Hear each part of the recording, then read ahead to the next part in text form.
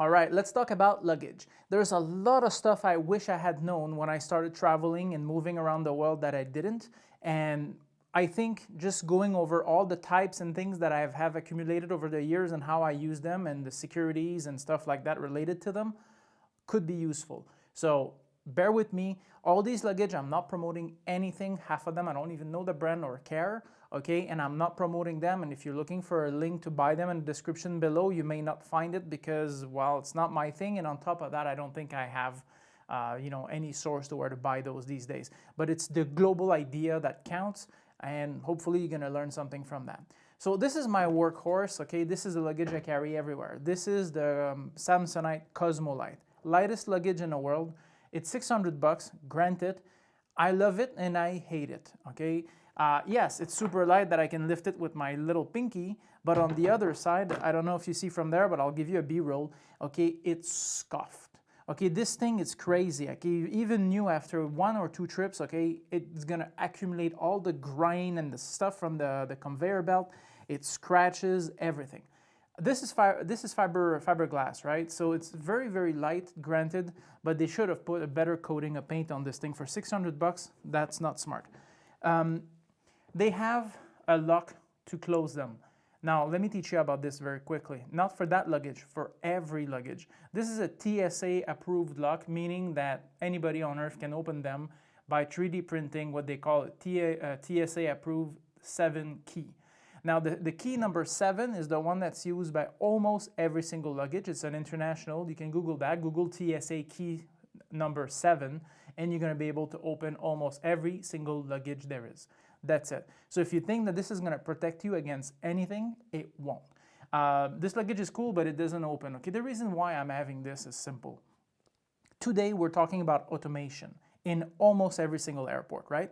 So the issue with this is we're going to end up in Montreal at the terminal. Okay, you're going to check in by yourself at the kiosk. Even business class these days, you have to check in by yourself. Nobody helps. And you're going to put your luggage on the conveyor, and it's going to say, let's say, 32 kilos. And you will not be able to bring anything else. We're not talking 32 kilos and 100 grams here. We're talking 32 or nothing. So having a luggage that's very, very light that you can bring 2 or 3 extra kilos is something that when you travel like I do, could be very useful because I always come back loaded like a mule. Again, I live in a developing nation, so when I travel to Canada, for example, I'm gonna buy a bunch of stuff I can get here and I'm gonna bring it all back. So I need massive amount of luggage. So that's why super ultra light Cosmolite. All right, so we stay with the Samsonite. Okay, this one, the reason why I like it, this is 100 bucks at Costco. Okay, there's tons of variation. Whatever, doesn't matter which one they have, but I love it because you can expand it a lot. Okay, that makes it for a very, very thick luggage. So when I carry bigger items, no issue. Again, you can see that I'm going for the plastic. This is probably not as it's not fancy. It's heavier by about a kilo. Okay, more than the Samsonite Cosmolite, even though it's the same size or a bit smaller. Well, smaller in height, wider. The thing is that if you carry a luggage like this, the biggest advantage is 4 wheels, okay? You don't want to have a luggage that you're going to have to travel on one side or the other or try to bring it like this. It doesn't work very well. Travel straight. Another thing that I wanted to mention before and I forgot, and now I just don't buy those new fancy GPS included, with a fancy port or something like that to charge your phone on the luggage. Ridiculous, okay? The time that I spend with this luggage is nothing, okay? Literally nothing. I mean, seriously, okay? I take it, I fill it, I put it in my car, I get to the airport, I get in the terminal, or not even, I can do curbside check-in. I just dump it there and I leave. So I never, I use it for what? Like 10, 20 minutes. At best, I'm with it from 20, 20 minutes plus the time in the car. I mean, when am I going to use it to charge my phone?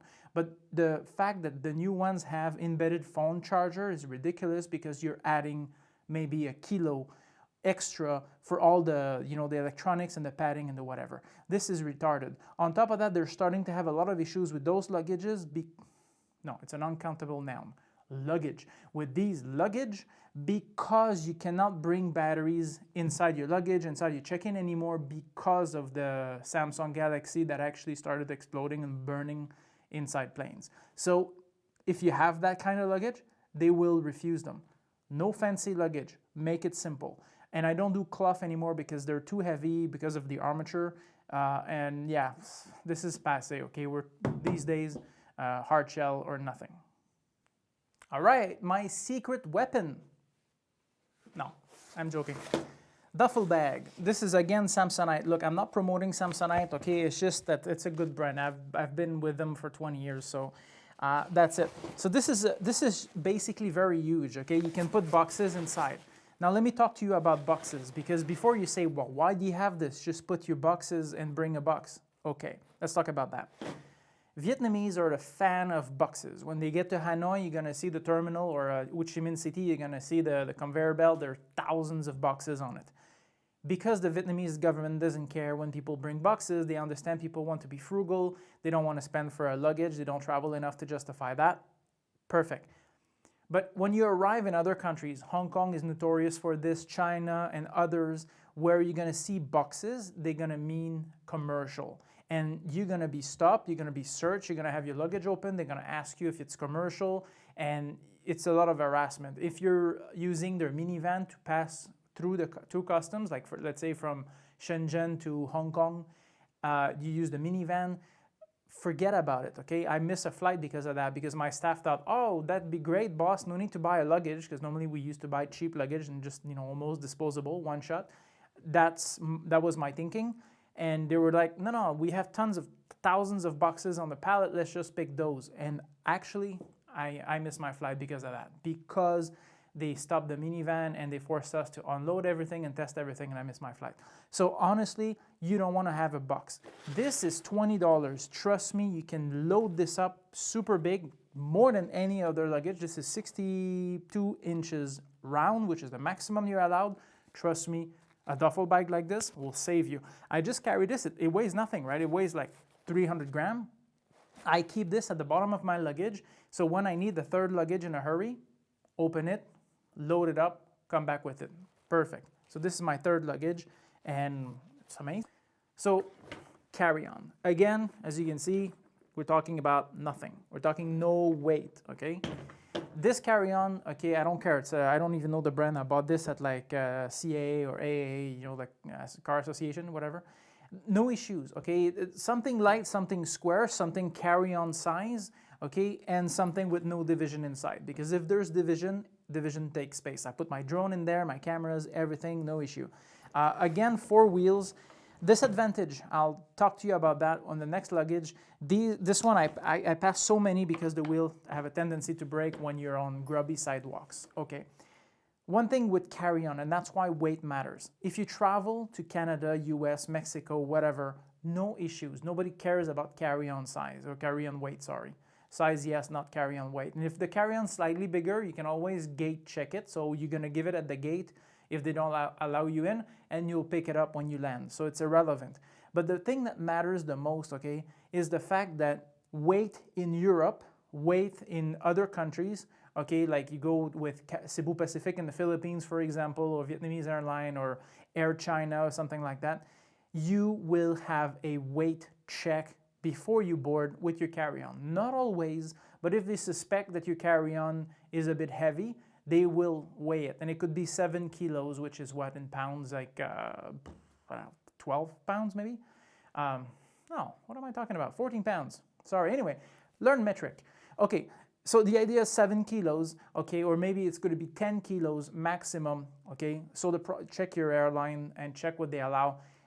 Trust me, again, if you have a very heavy carry-on with the visors and stuff like that, you're going to eat up into this carry-on space and carry-on weight. So you don't want to do that. Light carry-on always, okay? Something that weighs nothing. Eagle Creek carry-on, which I can't wait to break. Yeah, that sounds weird, huh? But the idea is this, it's true. I can't wait to break it because, or experience when it breaks. The idea is that it has a 10 years no matter what warranty. So this is $260, granted. But the idea is that It's mainly because it has very solid wheels at the back and it seems to be very sturdy. It's extremely light again, okay? This is, if it's not featherweight, I don't want it. Inside, again, nothing. It's empty 100%. I really enjoy that. The idea is that if it breaks, I replace it. It's peace of mind. I like that. Backpack. This is your second carry-on. Okay, so basically this goes under your seat, even in economy in most airline. Yes, of course, if you travel in a charter flight, like, I don't know, Air Transat, Sunwing, or in the US, maybe JetBlue, or in Europe, JetGo, yes, fine. They may not allow that under your seat in economy, granted. But you can always gate check it, okay? Or put it on top. That's fine. But this is basically your second carry-on. You're allowed 2 pieces of luggage when you board. That's become the second piece. If you're a woman and you need to carry a lot of stuff, I recommend a backpack over a purse. Seriously, unless you have, like my wife, like this massive Louis Vuitton purse. I mean, this is good. All right. My secret weapon, a belt. Special belt, though. So this has here a zipper. Don't worry, I'll give you the B-roll on this. So why am I carrying this? First of all, because inside I'm putting the things that 99% of the time you'll never be able to lose. So handcuffs key, okay, which you can use anything, anywhere, okay? There's locks, even to be honest with you, lock in police cars, they even use handcuff key. This is a universal key that works around the world. Why am I starting to carry this and why do I wear it most of the time even when I'm not traveling? Well, technically I'm always traveling because I'm not at home, but the idea is this. I followed a course in Iraq on kidnapping. Okay, it was a 5-day course. It was very intensive. I might give you some pointers on that later down the road if you want. It becomes more of a survival thing, but the idea is this. In that course, they taught us that basically your belt is always something that you'll keep on you. Even kidnappers, unless you go to prison, okay, like a regular prison, you will always be allowed to keep your belt. Sounds ridiculous, but stories after stories after stories where belts are always kept. Home invasion, okay, stuff like that.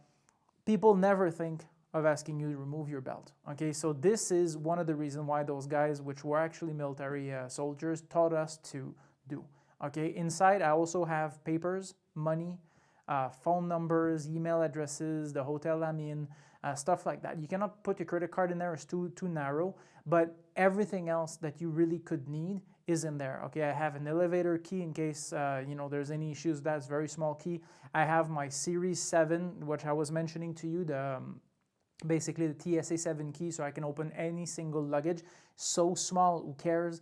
And it's in the belt, and it's very light and very practical. So having a belt where you're gonna put all your stuff is good. I used to have those pouch that you put in front of you, but the problem is people all know about these, okay? They see a tourist, they assume, or they see a little deformation on your shirt. With the belt, nobody sees it. It's under your shirt, and even if it's not, nobody will assume that this thing actually has anything. And it's also, the clasp is in plastic. It almost never triggers the detector, unless you use the garrette, right? The handheld one. If you go through metal detectors, more than likely this will not be triggered, especially in the one in malls or embassies or something like that, at the airport even. At the UN, when you get in, this does not trigger. The metal detector is so small. So that's it. I really recommend you get one of those. They're cheap. They're like maybe $15, $20, okay? Maybe the price of a leather belt one. But it has a large compartment inside that you could use, which is amazing. And that's it. That concludes the luggage. If you like this video, please subscribe to the channel and give me the thumbs up. I'm going to make a video like this almost every single day, teaching people how to move around the world, travel, how to prosper anywhere. If you have any experiences, if you travel anywhere, please tell me where you travel. Put it in the comment below. If you have any questions, I do answer my comments. And also, if the question is broad enough and I think enough people need to hear the answer, I'm going to definitely make a video about it. Also, if you want to learn how to make money, how to prosper, I retired at 33 years old, multimillionaire. How I did that internationally, online and offline. And I have a sister channel that's teaching exactly how to do that. So if you want to travel and make money anywhere, this is the channel for you.